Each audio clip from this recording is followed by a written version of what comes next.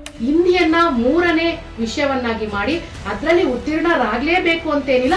ಅದು ವಿಜೇಂದ್ರ ಅವರ ಹೇಳಿಕೆ ಅಲ್ಲ, ಅವರ ಒಂದು ಸರ್ಕಾರದ ಅವರ ಹೈಕಮಾಂಡ್ ಹೇಳಿಕೆಯನ್ನ ಅವರು ನೀಡಿರುವಂತದ್ದು. ಯುಪಿಯಲ್ಲಿ ಹಾಗೆ ಗುಜರಾತ್ ಅಲ್ಲಿ ನಿಮ್ ಸರ್ಕಾರನೇ ಇದೆಯಲ್ಲ, ಕನ್ನಡ ಭಾಷೆ ಏನಿದೆ ಅಲ್ಲಿ ಒಂದು ಮೂರನೇ ಭಾಷೆಯಾಗಿ ಯಾಕೆ ಆಯ್ಕೆ ಮಾಡೋದಕ್ಕಾಗಲ್ವಾ? ಕನ್ನಡದ ವಿಚಾರವಾಗಿ ನಮ್ಗೆ ಯಾರು ದೊಡ್ಡವರಲ್ಲ ಸ್ವಾಮಿ. ಇದು ಯಾವುದೇ ಕಾರಣಕ್ಕೂ ಕೂಡ ಕರ್ನಾಟಕ ರಕ್ಷಣಾ ವೇದಿಕೆಯಿಂದ ಈ ಹಿಂದಿ ಹೇರಿಕೆಯನ್ನ ಏರೋದಕ್ಕೆ ನಾವು ಬಿಡೋದಿಲ್ಲ. ಸ್ನೇಹಿತರೆ ನಮಸ್ಕಾರ.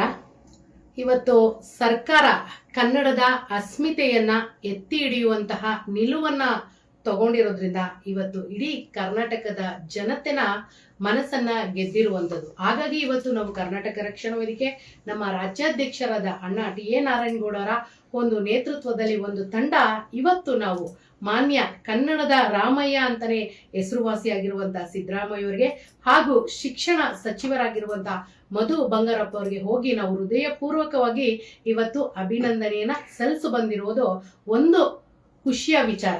ಅದೇ ಇನ್ನೊಂದು ದುಃಖದ ವಿಚಾರ ಏನು ಅಂದ್ರೆ, ನಮ್ಮ ನಾಡಲ್ಲೇ ಇತ್ಕೊಂಡು ಏನು ಅವರ ವ್ಯಾಪಾರ ಶಿಕ್ಷಣವನ್ನ ವ್ಯಾಪಾರವನ್ನಾಗಿ ಮಾಡಿಕೊಂಡು ಮಕ್ಕಳುಗಳು ಹಾಗೂ ಅವರ ತಂದೆ ತಾಯಿಗಳ ರಕ್ತ ಹೀರ್ತಾ ಇರುವಂತ ಒಂದಷ್ಟು ಶಿಕ್ಷಣ ಸಂಸ್ಥೆಗಳ ಸಮೂಹ ಸರ್ಕಾರಕ್ಕೆ ಪತ್ರವನ್ನ ಬರೆಯುತ್ತೆ, ನಿಮ್ಮ ಈ ನಿಲುವನ್ನ ಹಿಂಪಡಿಬೇಕು ಅಂತ.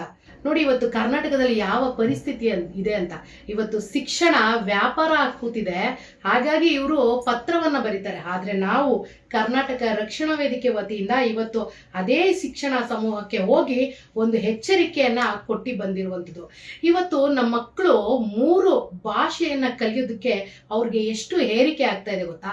ನಾವುಗಳೇ ಆಗ್ಲಿ, ನಾವು ಓದ್ಬೇಕಾದ್ರೂ ಕೂಡ ನಮ್ಗೆ ಹಿಂದಿ ಬಂದಿಲ್ಲ ಅಂದ್ರೂ ಅದ್ರಲ್ಲಿ ಪಾಸ್ ಆಗ್ಲೇಬೇಕಾಗಿತ್ತು.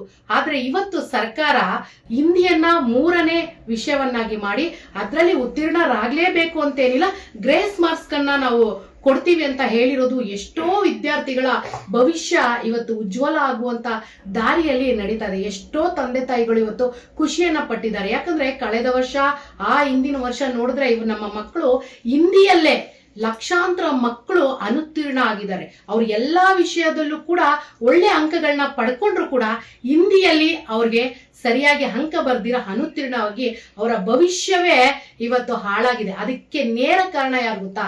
ಸರ್ಕಾರ.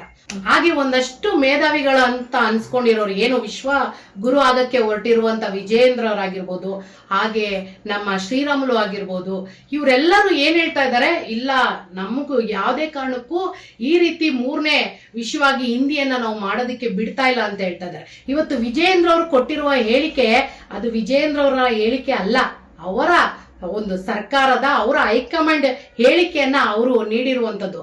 ನಾನು ಈ ವಿಚಾರದಲ್ಲಿ ನಾನು ಹೇಳಕ್ ಇಷ್ಟಪಡ್ತೀನಿ, ಯಾವುದೇ ಕಾರಣಕ್ಕೂ ಕೂಡ ಕರ್ನಾಟಕ ರಕ್ಷಣಾ ವೇದಿಕೆಯಿಂದ ಈ ಹಿಂದಿ ಹೇರಿಕೆಯನ್ನ ಏರೋದಕ್ಕೆ ನಾವು ಬಿಡೋದಿಲ್ಲ. ಇವತ್ತು ಹಿಂದಿ ವಿಚಾರವನ್ನ ನಮ್ಮ ಮಕ್ಕಳಿಗೆ ಬಲವಂತವಾಗಿ ತುಂಬ್ತಾ ಇರೋದಕ್ಕೆ ಯಾರಿಗ ಅನುಕೂಲ ಆಗಿದೆ? ಇವತ್ತು ನಮ್ಮ ಮಕ್ಕಳಿಗಂತೂ ಅದರಿಂದ ತೊಂದರೆನೇ ಆಗಿದೆ. ಹಿಂದಿ ವಿಚಾರದಲ್ಲಿ ಪಾಸ್ ಆಗಿ ಒಂದಷ್ಟು ಟೀಚರ್ಸ್ಗಳು ನಮ್ಮ ಸ್ಕೂಲ್ಗಳಲ್ಲಿ ಹಿಂದಿ ವಿಚಾರದಲ್ಲಿ ನೇಮಕ ಆಗೋದು ಬಿಟ್ರೆ ಇನ್ಯಾರಿಗ ಅನುಕೂಲ ಆಗಿದೆ ಸ್ವಾಮಿ? ಇವತ್ತು ನಿಮ್ದೇ ಸರ್ಕಾರ ಇರುವಂತದ್ದು, ಏನು ಕೇಂದ್ರದಲ್ಲಿ ಬಿಜೆಪಿ ಸರ್ಕಾರ ಇರುವಂತದ್ದು.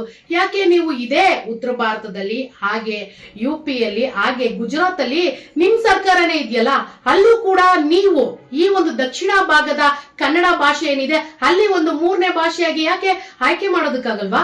ಅಲ್ಲಿ ನಿಮ್ದೇ ಸರ್ಕಾರ ಇದೆ, ನಿಮ್ದೇನು ಬೇಳೆ ಬೇಯಿಸ್ಕೊಳಕ್ಕಾಗಲ್ಲ.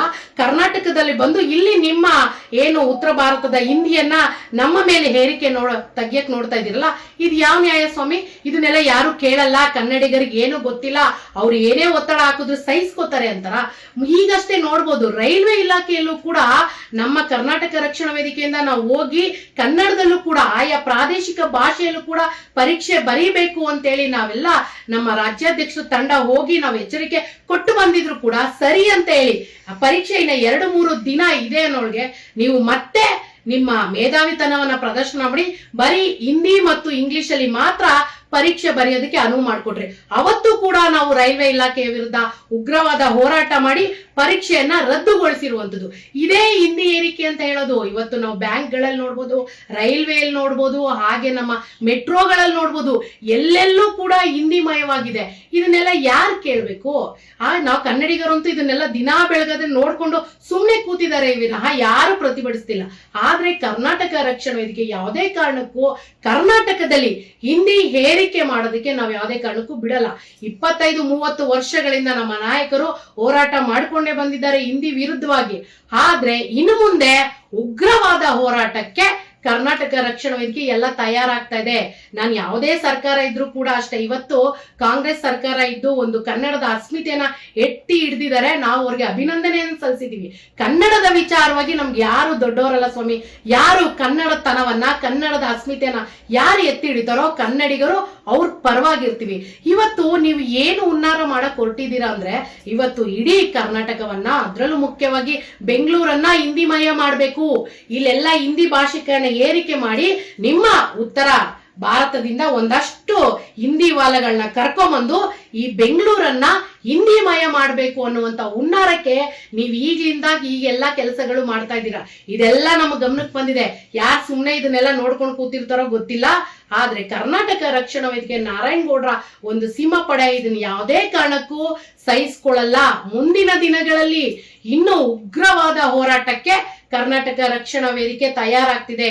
ಇದರಿಂದ ಏನಾದ್ರು ತೊಂದರೆ ಆದ್ರೆ, ಅನಾಹುತ ಆದ್ರೆ ಯಾವುದೇ ಕಾರಣಕ್ಕೂ ಇದಕ್ಕೆ ಸರ್ಕಾರ, ಏನು ಕೇಂದ್ರ ಸರ್ಕಾರವೇ ನೇರ ಹೊಣೆ ಆಗಿರುತ್ತೆ. ಯಾಕಂದ್ರೆ ನಾವು ಹಿಂದಿ ವಿಚಾರಕ್ಕೆ ಒಂದ್ಸತಿ ಅಲ್ಲ, ಇನ್ನು 100 ಸತಿ ಬೇಕಾದ್ರೂ ನಾವು ಜೈಲಿಗೆ ಹೋಗಕ್ಕೆ ಸಿದ್ಧ ವಿನಃ ಯಾವುದೇ ಕಾರಣಕ್ಕೂ ಕರ್ನಾಟಕದಲ್ಲಿ ಹಿಂದಿ ಏರಿಕೆಯನ್ನ ಮಾಡ್ಲಿಕ್ಕೆ ಯಾವುದೇ ಕಾರಣಕ್ಕೂ ಕರ್ನಾಟಕ ರಕ್ಷಣಾ ವೇದಿಕೆ ಬಿಡಲ್ಲ ಅಂತ ಹೇಳಕ್ ಇಷ್ಟಪಡ್ತೀನಿ.